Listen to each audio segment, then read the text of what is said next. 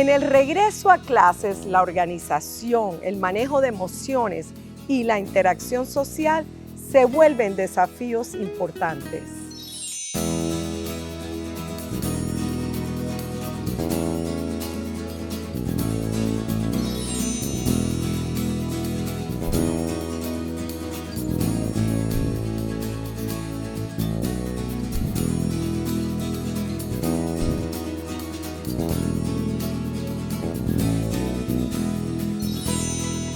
Bienvenidos a Transformándonos. Soy Giselle de la Hoz y hoy les traemos el tema Superando los retos del regreso a clases. Y desde la provincia de Chiriquí nos acompaña nuevamente el licenciado Víctor Manuel González. Bienvenido, Víctor. Gracias, Giselle. Un gusto acompañarles nuevamente. Gracias mil. Y este tema, como todos los que hemos visto, fascinantes. Sin embargo, está la sociedad entera, nuestras comunidades están tensas porque el tráfico se va a poner mucho más complicado.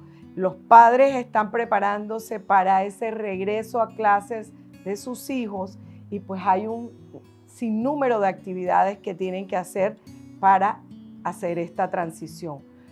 ¿Cómo podemos abordar este tema del regreso a clases cuando es un reto? Porque hay organización, hay un aspecto social, hay un aspecto emocional e inclusive todo lo que implica ese aprendizaje para regresar a clases. Los docentes se tienen que preparar o ya se están preparando.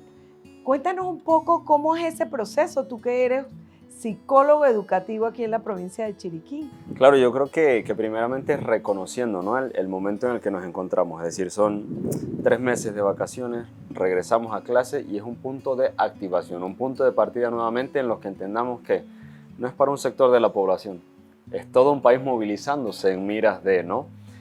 Yo creo que coincido totalmente con lo que mencionaba.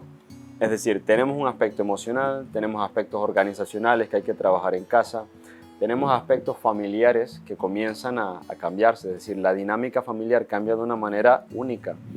Papá y mamá tienen que volver a readaptarse a los horarios escolares, a ver quién madruga, quién le toca llevar al chico, cómo nos organizamos para buscarlo, si contratamos el busito escolar, si bien cerca de casa, pues cómo harán para llegar. Es una dinámica que cambia totalmente y que sin duda alguna, por lo menos en nuestro contexto, aquí en Panamá, es importante no solo para la educación primaria, no solo para la secundaria, sino también para gran parte de la educación universitaria. Entonces sí, creo que es un reto y que parte de esos retos tienen que ver mucho con la organización, la estructuración, la preparación emocional también. Es una preparación emocional para los chicos porque, claro, al inicio de clases escuchamos a los niños demasiado contentos, muy efusivos, muy emocionados. Los útiles escolares representan algo para ellos, ¿no?, un valor afectivo para ellos.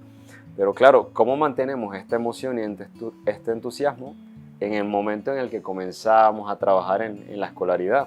Y te quiero interrumpir, Víctor. Esas levantadas cuando tienen 3 meses de estar en vacaciones, algunos obviamente están en actividades, sin embargo esas levantadas, ese adaptarnos emocionalmente a que qué rico voy para el colegio, pero me tengo que levantar muy temprano y a veces cuesta a los cuidadores, a los padres, ayudar a los niños a levantarse, bueno, muchos ya no tienen problema para levantarse porque están adaptados a sus alarmas, a sus despertadores. Sin embargo, es también esas peleitas de que te tienes que levantar, de que apúrate, apúrate, genera mucha tensión en el hogar. Y de hecho, yo diría, a veces se da tanto la pelea por levantarse, ¿no?, por esta rutina, pero precisamente porque ha habido la noche anterior un caos para poder conciliar el sueño.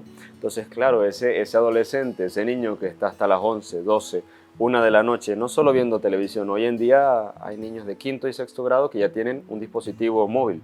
Entonces, claro, ese niño que está hasta esa hora de la madrugada y al día siguiente toca levantarse a las 5 de la mañana, a las 6 de la mañana para llegar al centro escolar, y lo vemos que de inmediato se levanta irritable, su estado anímico está sumamente alterado, pues obviamente tenemos que crear un círculo de hábitos nuevamente, ¿no? De reestructuración.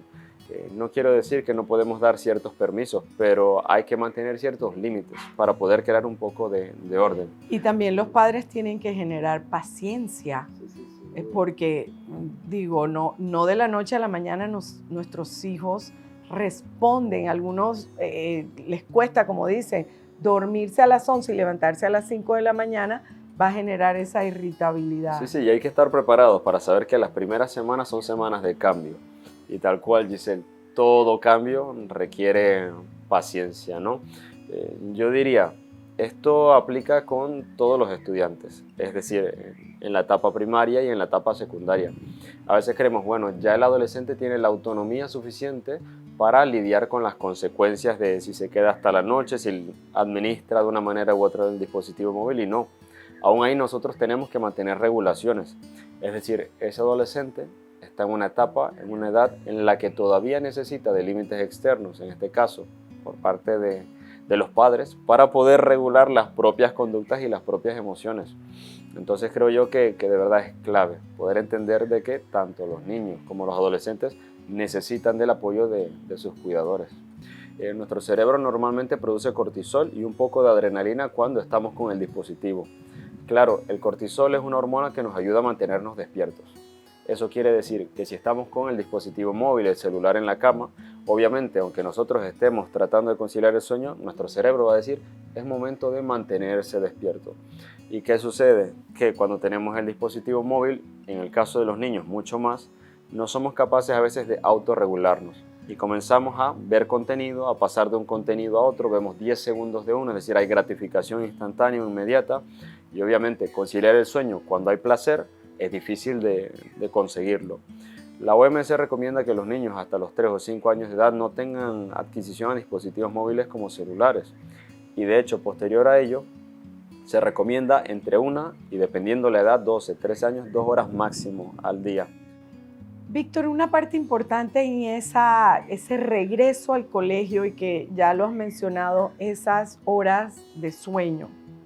La bibliografía nos habla de que el niño tiene que dormir X cantidad de horas para que su cerebro y su cuerpo se desarrolle, tenga capacidad de aprendizaje. ¿Qué le podemos decir nosotros a los televidentes?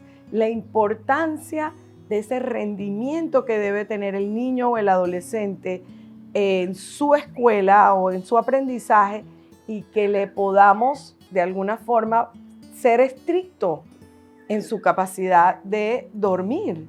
¿El sueño en qué ayuda? Ayuda en los procesos de memorización y a mantener o a retener la información. Eso quiere decir que cuando no dormimos, obviamente la memoria se ve afectada. El retener información que hemos estado procesando durante todo el día también se ve afectada. Anteriormente se creía que cuando nosotros descansábamos, nuestro cerebro también hacía una pausa. Hoy en día se sabe que no. Mientras nosotros estamos descansando, nuestro cerebro está tratando de procesar y acomodar toda la información que ha adquirido a lo largo del día. Partiendo de aquí, entonces sí diríamos, ¿cómo necesitamos hacer en las noches los padres que están en una casa con los niños para poder conciliar el sueño? Yo recomiendo crear hábitos. Muchas veces el desorden del sueño es porque no tenemos hábitos. Si tenemos niños pequeños, hay que ayudarles con ciclos, es decir, que ellos puedan ver, bueno, mamá va a acostarse con el niño a su habitación, es decir, él en su habitación, mamá en la suya, pero lo acompaña ella o lo acompaña mamá. Tienen un momento en el que leen cuentos juntos, platican un poco del día a día, y en algunas ocasiones es necesario acompañarlo hasta que se duerma, pero mamá regresa a su habitación. Esto tiene un punto sumamente importante en la autonomía, Giselle. Es cierto que en nuestro contexto también en ocasiones no está la posibilidad de que cada uno de los hijos tenga su propia habitación, y los padres suelen ponerlos en el mismo cuarto, ¿no?, donde ellos descansan. Pero yo recomendaría, si está la posibilidad, los chicos deben estar totalmente autónomos en su propia habitación. Genera independencia, aprenden a generar seguridad personal porque enfrentan el miedo, que el miedo es una pieza clave. Pero sí que necesitamos crear hábitos de sueño, Giselle, para no lidiar con problemas luego cuando llegan a la escuela y es el maestro el que apaña la crisis emocional, la irritabilidad, ¿no? Me gustaría que regresáramos un poco a la parte de esa emocional, que aun cuando somos una sociedad con un componente emocional fuerte, también necesitamos poder reeducar nuestras emociones, poder reflexionar si estamos de verdad enfrentándolos de una forma sana, porque si nos vamos al tema de las emociones, pues ya hablaríamos de muchos otros aspectos, pero regresar al colegio implica ese aspecto emocional para los niños, los adolescentes, para los padres, para los docentes, porque los docentes también tienen que recibir esta cantidad de alumnos y cada uno con sus diferencias individuales, la que existe dentro de un salón de clases. ¿Cómo se da ese reto cuando todas estas emociones vienen y vienen entusiasmados y vienen muchas veces molestos? Sí, yo diría, Giselle, de hecho, dentro del proceso educativo, una de las cosas más difíciles no es la transmisión de conocimientos, no es garantizar aprendizaje, es decir, siempre que haya un buen docente con una buena pedagogía, una buena metodología, podemos tener garantía de que habrá adquisición de conocimientos y por ende al final habrá aprendizajes. Pero uno de los retos más grandes es poder manejar la parte emocional, Giselle, porque claro, es cierto que el aula de clases no es un espacio terapéutico, pero ¿cómo sacamos las emociones de un salón de clases? No pueden desaparecer.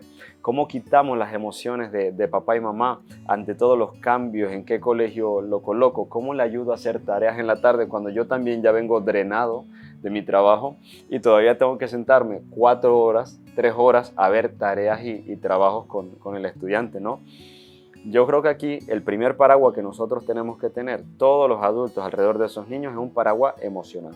Es decir, tenemos que estar preparados para lidiar con emociones como el enojo, la ira, la tristeza, la alegría, obviamente. Pero tenemos que anticiparnos, es decir, tenemos que tener un lenguaje emocional en casa que esos niños puedan entender que son capaces de expresar, que cuando llegan a la escuela pues no será necesario tener unas conductas disruptivas dentro del aula si tienen la capacidad con su docente de decir, profesor, lo que hizo tal persona me molestó. De inmediato, cuando cambiamos la connotación emocional y logramos expresarlo de una manera mucho más asertiva, nos daremos cuenta que también el entorno cambia. Y esto también tiene que pasar por parte de los docentes, es decir, padres y docentes.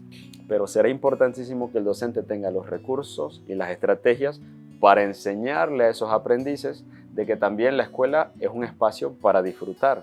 No es un espacio donde solo nos sacrificamos, donde hay maltrato. No, para nada. El aprendizaje debe ser en un entorno de confianza, seguridad y sobre todo de disfrute, Giselle. Ese disfrute, ¿cómo hacemos para que tenga continuidad en el tiempo cuando, por ejemplo, llegan los padres a la casa, a su casa, y vienen con estrés, desafiando un tráfico, viendo los resultados que haya tenido el chico los primeros días? Si bien es cierto, la organización va a costar mucho, pero si vamos avanzando, muchas veces vienen los chicos con con sus exámenes que no estuvieron bien, cualquier situación que se presente. ¿Y cómo los padres pueden resolver esas situaciones emocionales? Claro, yo diría, cuando llegamos del trabajo y tenemos que abordar responsabilidades escolares junto con los chicos, tienen que haber momentos en los que nos podamos desconectar de las responsabilidades. Si no hacemos una pausa, difícilmente lograremos arrancar con todo el ímpetu que se necesita para volver a trabajar. Porque claro, para el padre de familia tengamos presente que lo que él hace con las tareas escolares es volver a enseñar. De una u otra manera, él está también poniendo en marcha conocimientos, tratando de enseñar, dotándose de una paciencia sobrenatural en muchas ocasiones, como decíamos al principio, ¿no? Entonces hay que descansar, hay que crear espacios de relación, comer juntos en la mesa, poder platicar del día a día, poder los padres mostrar un poco de vulnerabilidad, que eso a veces a los adultos nos cuesta, y poder decirle a nuestros hijos, ¿sabes? Hoy me fue un poco tedioso el día de trabajo. Quizás no entramos en detalles que ellos no necesitan saber, pero con expresarle cuestiones como estoy cansado, pero mira, yo voy a descansar unos minutos y luego voy a regresar contigo para estudiar. Y estoy seguro que lo vamos a lograr.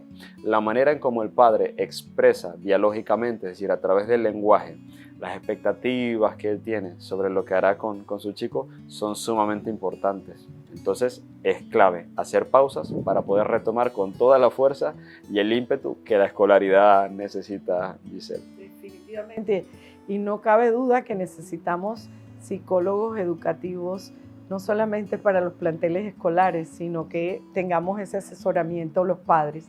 Y nos vamos a una pausa y regresamos con Superando los Retos al regreso de clases.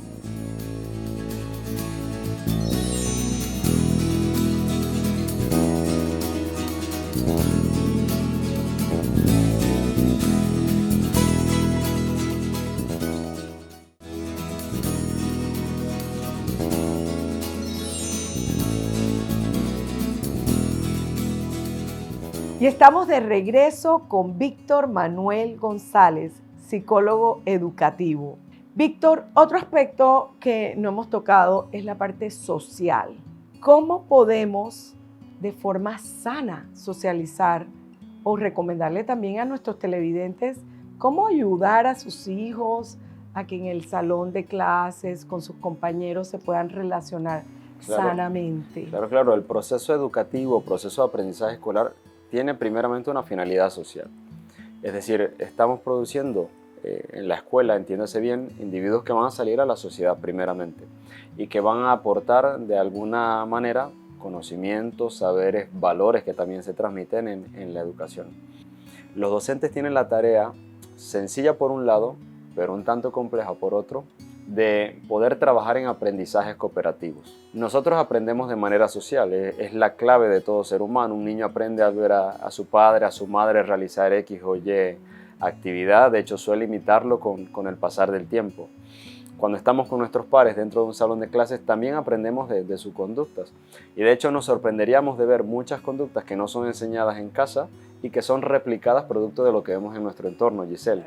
Entonces, el aprendizaje cooperativo que deben promover los docentes de un aula de clases es pieza clave. Ese aprendizaje cooperativo, ¿qué implica? Obviamente, así como lo estipula el Ministerio de Educación, tiene que haber una serie de criterios, tiene que haber ciertas rúbricas que nos digan, bueno, por acá vamos a calificar esto, vamos a calificar participación, desarrollo en el aula de clases, pero debe promover que el chico pueda interactuar, que pueda escuchar activamente también las opiniones de sus compañeros, también dar las de él y saber que en algún momento las de él quizás no sean tomadas en cuenta. Aquí viene la contraparte, esto nos toca en casa, enseñarle a ese niño que no siempre tiene la razón, que no siempre su punto de vista es el más objetivo. Yo diría, esta es una de las capacidades que más tenemos que desarrollar para que los niños sepan lo que es trabajar en grupo. Los adolescentes, de igual manera. Claro, los adolescentes tienen algo que quizás muchos niños no tienen, y es una extensión del entorno social que han creado dentro de la escuela, fuera de él. ¿Y a qué me refiero con esto? En el dispositivo móvil, el celular, pues salen de la escuela, pero todavía mantienen relación, mantienen contacto con ese estudiante, con esa compañera con la que estaban hablando. La plática ya no necesariamente gira en el entorno escolar, sino que ya gira en base a otros intereses, aspectos sociales, es decir, desarrollamos un vínculo más fuerte. Y tú has dado en el clavo algo, comunicarse asertivamente. Sí. Aquí hay un aspecto que lo he podido ver no solamente con los jóvenes que vienen a la fundación porque viven una pérdida y que vienen con sus problemas dentro del contexto educativo, sino ese juicio en esa parte social, cómo vivimos enjuiciándonos unos a otros, los padres, a los amigos entre ellos, los docentes muchas veces con los muchachos y terminamos etiquetando. Entonces esa parte social es importante, pero no con miras a etiquetarnos. Entiendo que para uno como padre vemos a un compañero que la conducta puede perjudicar a nuestro hijo, tenemos que hacérselo ver, pero con el respeto que se merece el niño, porque muchas veces me estás eliminando la posibilidad de estar con mi amigo. Sí. y eso también genera en el joven un problema. Claro, claro, y creo yo que no le permite al joven darse cuenta también, poder probar hasta cierto punto, hasta cierta medida, qué tanta confianza puedo mantener con una persona. Cuando yo creo un vínculo con alguien, una parte fundamental para poder nombrar o llamar a alguien amigo es la confianza. Y si nosotros mantenemos este tipo de conductas como adultos, decirle no, no te acerques con, no vayas con esta otra persona, que es decir, un entorno muy controlado, pues obviamente ese chico será un chico bastante retraído, esa chica estará en un espacio muy a solas quizás dentro del aula de clases. Entonces sí, los padres tienen que potenciar, Giselle, el hecho de que el chico pueda estar en un entorno social, pero lo que tenemos que enseñarles es a discernir. La palabra clave será discernimiento, para poder entender las intenciones de otra persona que se acerca a mí, para poder conocer qué pasa conmigo ante las reacciones de otra persona, pero evitar en la medida de lo posible prejuiciar. Los adultos tenemos una tendencia bastante nata a ponerle nombre a las cosas, ¿no? Si cumple con estos parámetros, si cumple con estas conductas, de seguro ya este chico es tal y tal cosa. Es muy fácil. Hay que tener cuidado cuando nosotros transmitimos eso a nuestros hijos, porque lo que estamos creando es que precisamente el chico vaya también prejuiciado ante las relaciones sociales. Y muchas veces lo que crea ante uno lo convierte en un patrón. Hay otro aspecto que quería antes de que termine el programa, esa parte de cuando el chico se está graduando, su último año, que ellos sienten que ya van a salir del colegio, se sienten emancipados, se sienten libres y empiezan a cometer errores. ¿Cómo podemos ayudar no solamente quienes nos escuchan, que son los padres, sino también los docentes? Claro, claro, es una tarea difícil porque, como decíamos antes, de aquí nos sacamos la parte afectiva. ¿Y qué sucede con estos chicos que están a punto de graduarse? Para la gran mayoría viene la pregunta, ¿y ahora qué? Es decir, he pasado 12 años dentro de instituciones escolares en donde yo sé que tenía que asistir, mis padres pagaban, había una responsabilidad compartida y yo no tenía que tener mayores preocupaciones por asistir o preocuparme por qué pagar. Pero en la etapa siguiente vienen tomas de decisiones que ya no son responsabilidad de papá y de mamá, sino mías. Entonces entendamos que esto también genera un sinfín de emociones en este chico que está a punto de salir. Por un lado, expectativas, hay muchas expectativas, sobre todo cuando se conecta mis estudios con mis intereses personales, algo que amo, que he soñado poder ejercer. Pero también hay emociones como el miedo, Giselle. Hay emociones como la preocupación. ¿Será que puedo costearme esta carrera? ¿Será que no puedo? Claro, ante toda esa marea de emociones, dentro de un aula de clases, en donde quizás 15, 16, 18, 20 estudiantes comparten lo mismo, sepamos que para el docente que está formándolos tampoco es una tarea sencilla y que aquí se requiere demasiada orientación profesional. De hecho, ya muchos de esos chicos son mayores de edad, han cumplido los 18, los 17 años y nos sorprendería ver que muchos de ellos dicen, oye, papá, necesito ir con un psicólogo, necesito asistir donde una psicóloga, creo que necesito ayuda en esta área. Me está costando tomar una decisión que he visto que para otros es sencilla, pero que para mí me está costando. Víctor, déjanos un par de recomendaciones que para los que nos están escuchando, nuestros televidentes, ¿qué pueden hacer?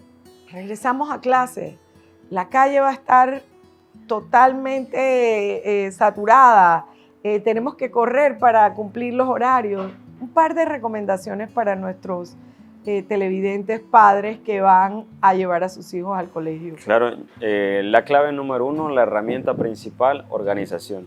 Esa será la clave para poder garantizar de que todo lo demás pues también va a fluir de la manera más amena posible.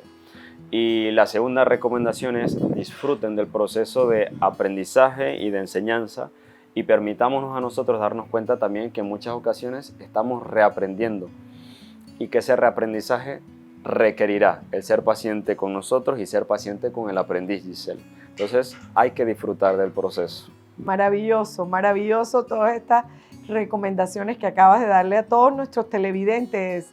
Víctor, necesitamos que nos recuerden que vienen momentos tensos y que necesitamos disfrutar el proceso y no quedarnos con el resultado nada más.